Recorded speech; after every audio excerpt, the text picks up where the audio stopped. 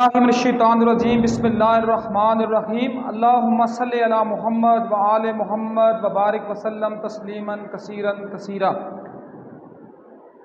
ہزاروں لاکھوں اربوں کھربوں درودوں محمد مصطفیٰ صلی اللہ علیہ وآلہ وسلم پر، محمد مصطفیٰ کی آل پر، محمد مصطفیٰ سے منسلک اور منضبط احباب پر، کیونکہ ہر وہ بندہ جو محمد سے اور محمد کی اولاد سے متمسک ہو گیا اس نے کامیابی پا لی۔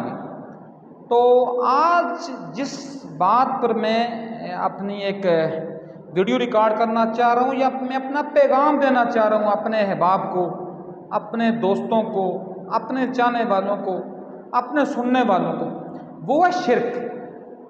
ہم میں سے بہت لوگ ہیں جو لوگوں کو مشرک کے دیتے ہیں، لوگوں کو شرک کا سرٹیفکیٹ دے دیتے ہیں، لوگوں کو شرک کے اوپر بڑی حد تک کہتے ہیں جی کہ تم مشرک ہو، تم شرک کرتے ہو، تمہاری عادات مشرکوں والی ہیں، تم مشرکانہ عادات کرتے ہو۔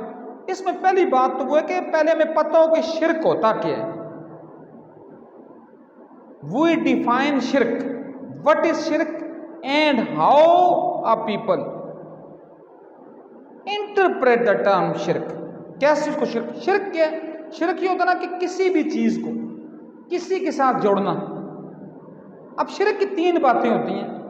شرک ایک ہوتا ہے ذات کا شرک، ذات، دوسرا ہوتا ہے صفات کا، تیسرا ہوتا ہے صفات کے تقاضوں کا۔ میرے خیال سمجھ گئے ہو میری بات؟ پہلا شرک ہو گیا ذات کا شرک، دوسرا ہو گیا صفات کا، تیسرا ہو گیا صفات کے تقاضوں کا۔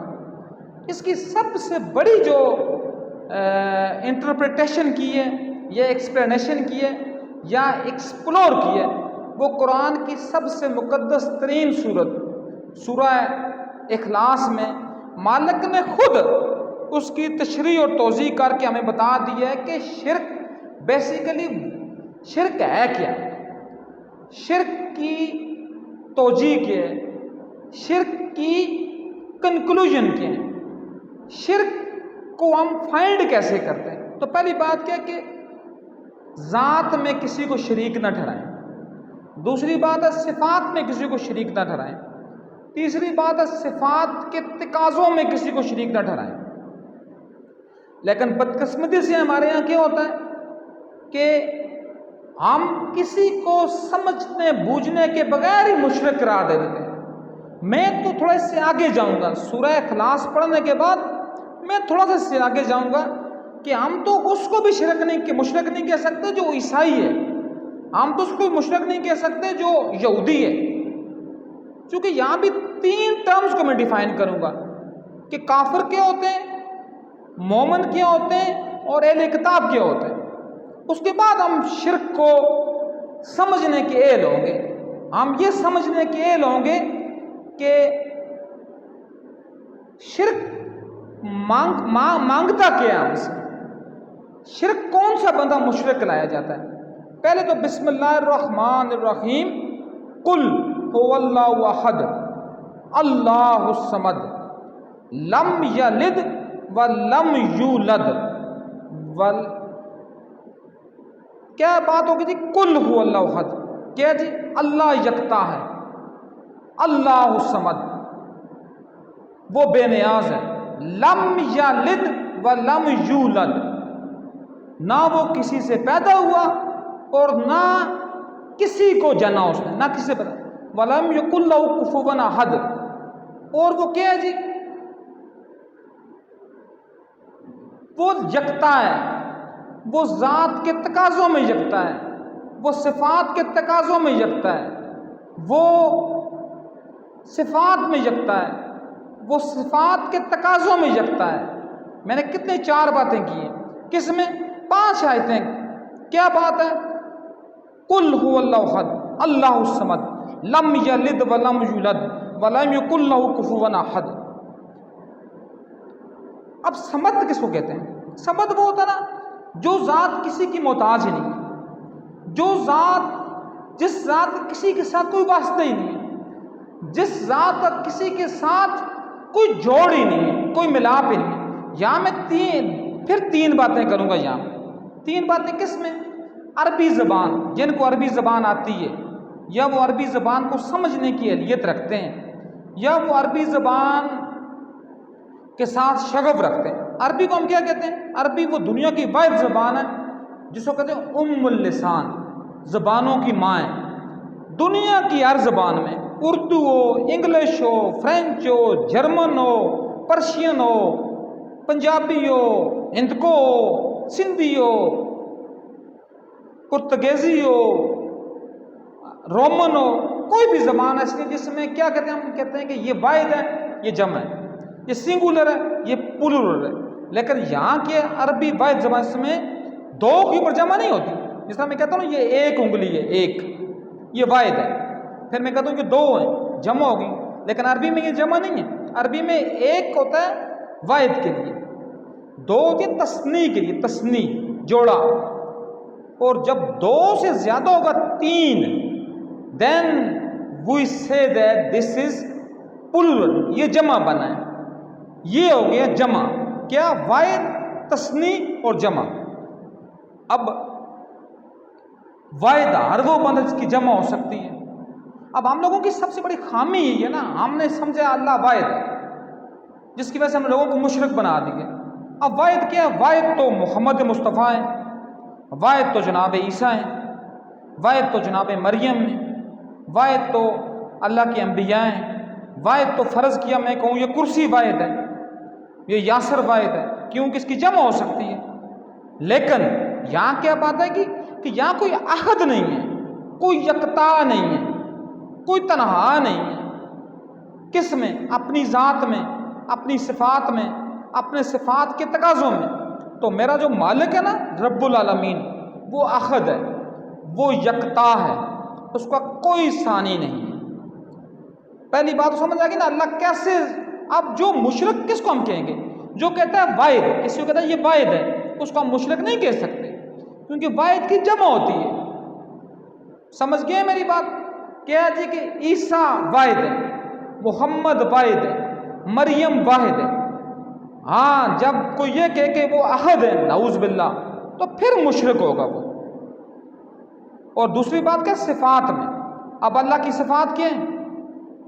اللہ علیم ہے، اللہ بصیر ہے، اللہ السمیع ہے، اللہ الوکیل ہے۔ لیکن دیکھیں یہاں بھی ایک بات، میں چلو اپنی بات کروں، میرا بھی جو کوئی تھوڑا سا ایک تعلق وکیلوں کے ساتھ ہے، تو ہم وکیل بھی کہتے ہیں، وکیل کہہ رہے ہیں نا، جبکہ اللہ کا نام بھی ہے وکیل۔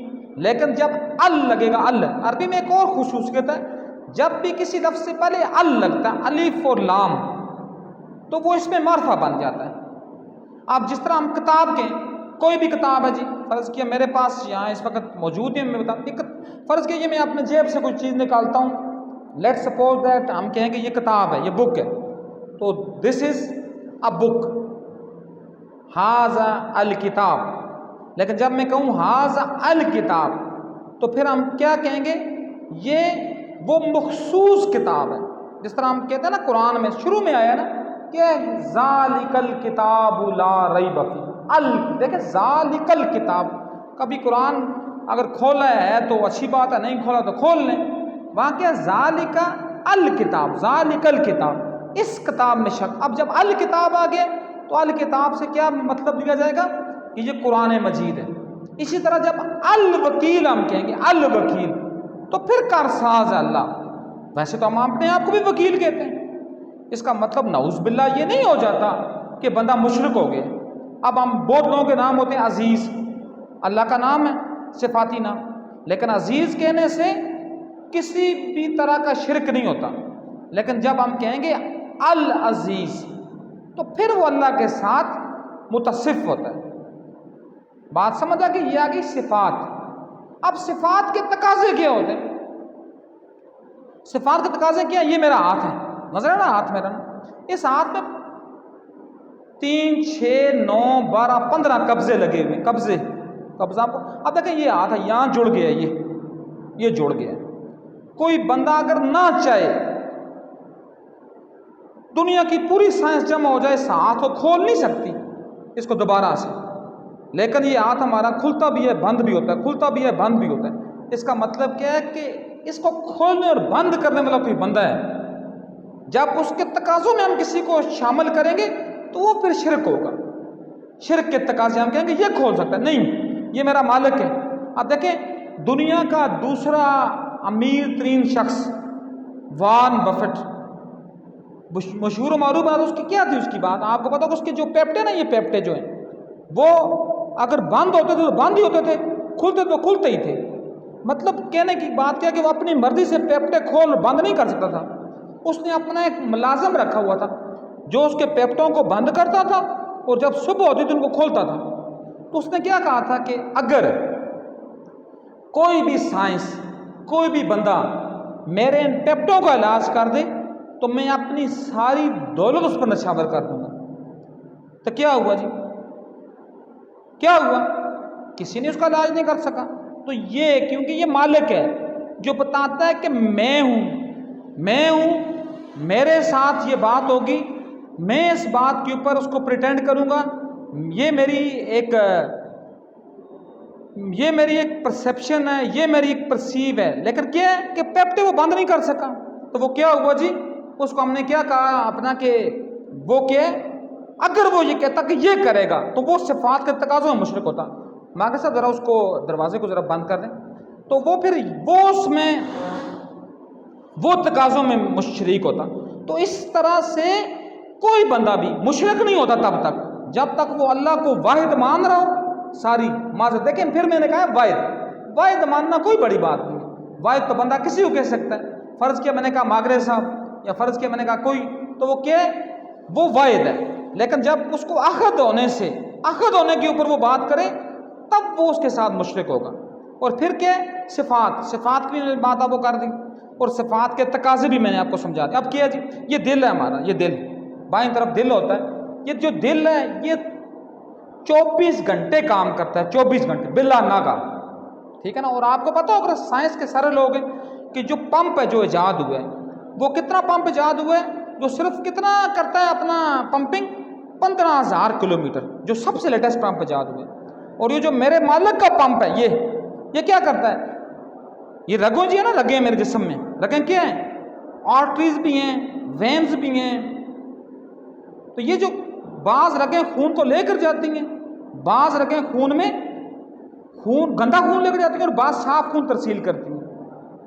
اور کیپلریز ہیں جو ٹوٹتی ہیں اور ٹوٹ کر نئی بنتی ہیں۔ ان سب کی تعداد جو انسان جسم ہے، اس میں سب کی تعداد تقریباً 72,000 کلومیٹر ہے۔ اور یہ دل جو اللہ کا پمپ ہے، یہ ان میں بلا تفریق، بلا ناگا، بلا کسی ہیلو حجت، بلا رکاوٹ ان میں وہ خون کی پمپنگ کر رہا ہے۔ تو اس کا مطلب کیا ہے کہ کوئی ذات موجود ہے نا جس کے تقاضے یہ کہہ رہے ہیں کہ پمپنگ کوئی بھی نہیں کر سکتا، تو یہ میرا مالک ہے جس کے بارے میں کہتا ہے فَبِأَيِّ آلَاءِ رَبِّكُمَا تُكَذِّبَانِ۔ اب دیکھیں یہاں بھی تے کے اوپر پیش ہے۔ عربی میں 3 باتیں ہوتی ہیں، جب کسی لفظ کے نیچے زیر آ جائے، زیر لفظ کے نیچے، تو وہ ہوتی ہے مونس کے لیے، عورت، تو عورت۔ جب زبر آ جائے تو مرد، اور جب پیش آ جائے پیش، تو ہم کیا کہتے ہیں، دونوں۔ تو اللہ نے کیا کہا، ایک گروہ جن و انس، تم میری کس کس نعمت کو جھٹلاؤ گے؟ تو یہ وہ بات ہے۔ اور اب میں شرک کے اوپر جاتا ہوں کہ کوئی بھی عیسائی جب تک یہ خود نہ کلیم کرے کہ میں مشرک ہوں، جب تک وہ خود کلیم نہ کرے میں مشرک ہوں، تب تک ہم اس کو مشرک نہیں کہہ سکتے۔ جب تک وہ خود کلیم نہ کرے کہ میں مشرک نہیں ہوں، ہم اس کو مشرک نہیں کہہ سکتے۔ ہم اس کو مشرک تب کہیں گے جب وہ خود کلیم کرے۔ تو لیکن ہمارے یہاں تو بریلویوں نے دیوبندیوں پر فتوے لگائے ہوتے ہیں کہ تو مشرک ہے، دیوبندی بریلویوں کو کہتے ہیں تو مشرک ہے، شیعوں کو کہتے ہیں تو مشرک ہے، تو کافر ہے، تو مسلمان ہے۔ اس کے اوپر میں پھر بات کروں گا انشاءاللہ، کافر کے اوپر، منافق کے اوپر، نفاق کے اوپر۔ لیکن آج چونکہ میری بات تھی مشرک کے اوپر، تو یہ مشرک کی بات ہے۔ میرا خیال آپ کو بات میری سمجھ آ گئی ہوگی کہ مشرک کیا ہوتا ہے، جو خود پہلے مانے، پہلے وہ خود اس چیز کو ایڈمٹ کرے کہ میں یہ کام کر رہا ہوں، تب وہ مشرک ہوگا۔ اب دیکھیں مشرکین کی بات. آپ کہتے ہیں مشرکین مکہ. مشرکین مکہ کیا تھے؟ وہ اللہ کی توحید کے قائل تھے لیکن اللہ کی عہد ان کے قائل نہیں تھے. انہوں نے جو بت رکھے ہوئے تھے کعبہ کے اندر، ان بتوں سے وہ یہ نہیں کہتے کہ یہ بت ہمیں دیں گے. ان کا مقصد یہ تھا کہ ہم ان بتوں کے توسط سے اللہ سے مانگیں گے. تو وہاں وہ صفات کے تقاضوں میں شریک کر رہے تھے، ذات اور صفت میں مطلب منسلک نہیں کر رہے تھے، صفات کے تقاضوں میں منسلک کر رہے تھے. تب وہ مشرک ہوئے اور وہ خود مان رہے تھے، ایڈمٹ کر رہے تھے کہ یہ ہمیں دیں گے. اب اس طرح ہمارے پڑوس میں ہندوستان ہے، اب وہاں بھی کیا ہے کہ انہوں نے خود دیوی دیوتا بنائے ہوئے ہیں، ٹھیک ہے نا. وہ نے آپ نے سنا کہ اب رام ہے. اب رام کے بارے میں مشہور و معروف بات ہے کہ وہ اللہ کی وحدانیت کے قائل تھے، لیکن لوگوں نے ان کے ساتھ خود شرک کو منسوخ کیا. اسی طرح گرو نانک کی بات کرتے ہیں، یہ ٹیکسلا کے قریب ہے ہمارے پنڈی کے ساتھ ہی. تو یہاں بھی اب پنجا صاحب ہے وہاں ایک، اور آپ لوگوں نے یہ بات سنی بھی ہوگی کیونکہ میں بھی اس وقت پیدا نہیں ہوا تھا، تو آپ میں سے موسٹلی لوگ نہیں ہوئے ہوں گے، بلکہ سب ہی نہیں ہوئے کیونکہ آج سے تقریباً 450-500 سال پرانی بات ہے. تو بابا گرو نانک نے کسی کو نہیں کہا کہ تم نے مجھے اللہ کے ساتھ شریک کرنا ہے. وہ تو توحید کے قائل تھے، لیکن جب وہ مرے تو ان کے ماننے والوں کو ان کے ساتھ ان چیزوں کو منسوب کیا. جس طرح ہم دیکھیں نا سورہ نوح میں ایک آیت ہے ودم و سوان و یعوسا و نصرا، ٹھیک ہے نا. یہ جو تھے نا ود، نصر، یعوس، یہ سارے نوح علیہ السلام کی اولاد کے نیک بندے تھے. لیکن کیا ہوا کہ جب یہ دنیا سے پردہ فرماتے گئے، دنیا سے یہ اپنا اللہ کی بارگاہ میں جاتے رہے، ان کی اولادوں نے ان کے نام کے بت بنا کر وہاں چھوڑ دی. اور بت بنانے سے بھی کیا ہوا، پھر یہ ان کو یہ مانتے تھے، جا کر ان کو مان کر یہ بات وہ کرتے تھے کہ آپ نے یہ بات کرنی ہے، آپ نے یہ بات آپ ہی کی وجہ سے یہ بات ہماری پوری ہوگی. اب اس سے بعض لوگ شاید یہ نہ سمجھیں کہ جو اولیاء اللہ کی زیارات پر لوگ جاتے ہیں وہ وہاں شرک کرتے ہیں. وہ کس بات کا شرک کرتے ہیں؟ وہ تو صرف وہاں اس لیے، ہاں کوئی بندہ وہاں جا کر یہ بات کرے کہ یہ قبر والا مجھے دے گا، تب تو وہ شرک کر رہے ہیں، کیونکہ وہ صفات کے تقاضوں میں شریک کر رہا ہے. کیونکہ وہ یہ جب اللہ خود کہہ رہا ہے کہ مجھ سے مانگو میں تمہاری دعائیں قبول کروں گا، تو لیکن جب وہ جا کر وہاں یہ کہتا ہے کہ تو اللہ کا نیک بندہ تھا، تیرے اوپر اللہ کی عنایات ہوں، تیرے اوپر اللہ کی کرم نوازی ہوں، تیرے اوپر اللہ کی رحمتیں ہوں، تیرے اوپر اللہ کی برکتیں ہوں، اور چونکہ تو سچے راہ پر ہے، تو اہدنا الصراط المستقیم صراط الذین انعمت علیہم، تو اس راہ پر جس پر اللہ نے انعام کیا. اب تو چونکہ اللہ قرآن میں ڈائریکٹلی یہ بات کرتا ہے کہ وسیلے کے ذریعے مجھ سے مانگو. کیوں وسیلے کے ذریعے مانگو؟ کیونکہ وہ بات تھوڑی جلدی، یہ ماننے کی بات ہے نحن اقرب الیہ من حبل الورید، اللہ جو آپ کی شرک سے زیادہ قریب ہے. مانگ تو آپ، لیکن کیا ہے کہ سمپل سی بات میں کہوں نا، اگر ہم کسی ہائی کورٹ میں جاتے ہیں تو ہم وہاں وکیل کو کرتے ہیں اور وکیل کو کر کے ہم یہ بات کہتے ہیں جی کہ میرے کیس کی اس طرح آپ نے پریزنٹیشن کرنی ہے. تو ایک عام معمولی جج جو اللہ کا ایک معمولی سا بندہ ہے تو وہ خود بھی تو یہ اس کے پاس ہم جا سکتے ہیں، لیکن نہیں، پروٹوکول کے تقاضے ہوتے ہیں. کیونکہ without protocol you can't enter in each and every term. تو بات چونکہ کافی ڈیٹیل سے ہوگی، انشاءاللہ میں 2 سے 3 منٹ کے اندر اپنی بات کو ختم کروں گا انشاءاللہ 3 منٹ سے اوپر میری بات نہیں ہوگی. تو اب اس میں کیا بات ہے جی، آپ جائیں اللہ دیکھیں، کسی نے بڑے مشہور و معروف ایک وزڈم والے تصوف کے بندے جناب واصف علی واصف، وہ کیا فرماتے ہیں، بڑی مشہور و معروف بات کہتے ہیں کہ میں نے اللہ کے ولی کے اوپر جیسا کسی کا گمان ہے وہ اس کو میں نے ویسے ہی وہاں پایا. کسی نے وہاں شرک کیا، کوئی وہاں وجدان میں گیا، کوئی وہاں ملنگی کی حالت میں گیا، کوئی وہاں دھمال ڈال رہا ہے، کوئی وہاں اللہ کو تلاش کر رہا ہے، کوئی وہاں اللہ کو بیچ رہا ہے. کیونکہ جیسے ہم خود ہوتے ہیں نا ویسے ہی ہمیں اگلا بھی نظر آتا ہے. اب اللہ کے اولیاء کے پاس دیکھیں، اللہ قرآن میں ڈائریکٹلی کہتے ہیں انا اولیاء اللہ لا خوف علیہم ولا هم یحزنون، کہ یہ اللہ کے جو ولی ہیں، ولی دوست، تو کوئی خوف اور کوئی غم نہیں ہے۔ تو بات یہ ہے کہ اس میں لیٹ سپوز کوئی قبر کو کوئی چومتا بھی ہے تو چومنے سے بھی شرک نہیں ہوتا۔ چومنے سے شرک کیوں نہیں ہوتا؟ کیونکہ وہ تو آپ تعظیم کر رہے ہیں نا۔ اب جس طرح اکبر بادشاہ کے دور میں سجدہ تعظیمی تھا، ٹھیک ہے نا، وہ سجدہ عبادت نہیں تھا۔ میں کوئی اکبر بادشاہ کو ڈیفینڈ نہیں کر رہا، اس خبیث نے تو دین الہی نکالا تھا نا، اس پر تو اللہ کی لعنت ہو۔ یہ میں کہنے یہ بات نہیں ہے، یہ ڈائریکٹ بات ہے۔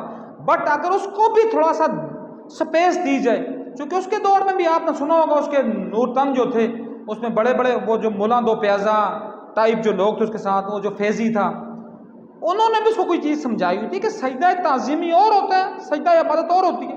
اب خود شریعت محمدی میں کیا، محمد مصطفیٰ کا خود فرمان ہے کہ اگر سجدہ جائز ہوتا تو میں شور کو کہتا، میں بیوی کو کہتا کہ شور کو سجدہ کرو۔ وہ سجدے کا اب اس کو چھوڑ کر آگے جاتے ہیں، سورہ یوسف میں اللہ ڈائریکٹلی فرماتا ہے، ڈائریکٹلی اس یوسف کو، کون یوسف؟ یوسف بن یعقوب بن اسحاق بن ابراہیم، کہ یوسف بھی نبی اور رسول، یوسف کے والد صاحب بھی نبی اور رسول، یوسف کا دادا بھی نبی اور رسول، یوسف کا پردادا نبی بھی، رسول بھی اور امام بھی۔ 3 عہدے تھے، لیکن سب سے بڑے عہدے ہوتے ہیں 3 عہدے۔ جس طرح میرے محمد مصطفیٰ کے پاس 3 الہی عہدے، میرا محمد نبی بھی ہے، میرا محمد رسول بھی ہے، میرا محمد امام بھی ہے۔ اب بعض لوگ یہ کہتے ہیں جی کہ یہ جو علی علی کرنے والے لوگ ہیں، یہ علی کو بھی نبی بنا لیتے ہیں۔ وہ کیسے بنائیں گے؟ علی کے پاس ایک عہدہ ہے کہ علی امام ہے، نبی کے پاس 3 عہدے ہیں۔ تو وہ یوسف کو بھی سنا، یوسف میں کیا کہا گیا؟ یوسف نے کیا کہا تھا اپنے باپ کو کہ میں دیکھ رہا ہوں کہ چاند، سورج اور ستارے، 11 ستارے مجھے سجدہ کر رہے ہیں۔ تو ان کے والد نے کیا کہا تھا کہ یہ تیری خواب کی تعبیر پوری ہوگی۔ اور جب وہ گئے اپنا کنعان سے مصر میں تو سب نے سجدہ کیا۔ وہ سجدہ کیا تھا؟ وہ یوسف کو سجدہ نہیں تھا، وہ صرف تعظیم تھی۔ لیکن یہ بات ماننے کی بات ہے کہ محمد مصطفیٰ صلی اللہ علیہ وآلہ وسلم کی شریعت میں سجدہ تعظیمی کی بھی گنجائش موجود نہیں ہے۔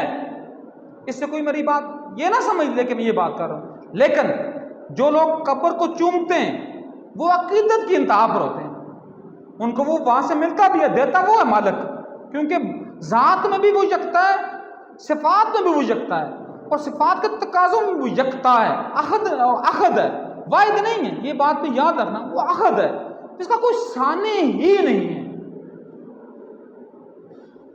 نہ اس نے کسی کو پیدا کیا نہ اس سے کوئی پیدا ہوا۔ لیکن کیا بات ہے کہ ہمیں یہ بات سوچنی بھی ہوگی، پرکھنی بھی ہوگی، اور اس سورہ اخلاص کے اوپر عمل درآمد بھی کرنا ہوگا۔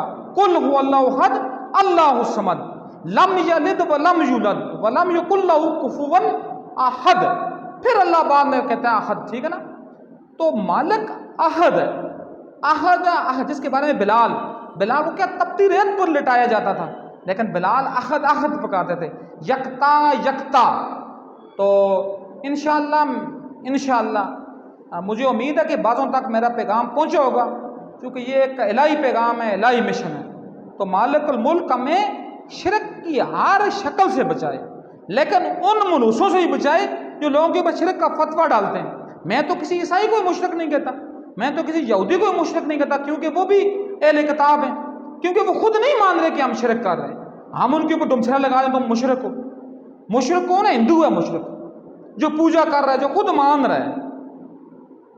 مشرک وہ زرتشت جو خود مان رہا ہے۔ تو اس لیے کسی کے اوپر شرک کا فتویٰ لگانے سے پہلے 1000 بار سوچیں، یہ نہ ہو کہ وہ نہ ہو لیکن آپ بن جاؤ۔ وما علینا الا البلاغ المبین۔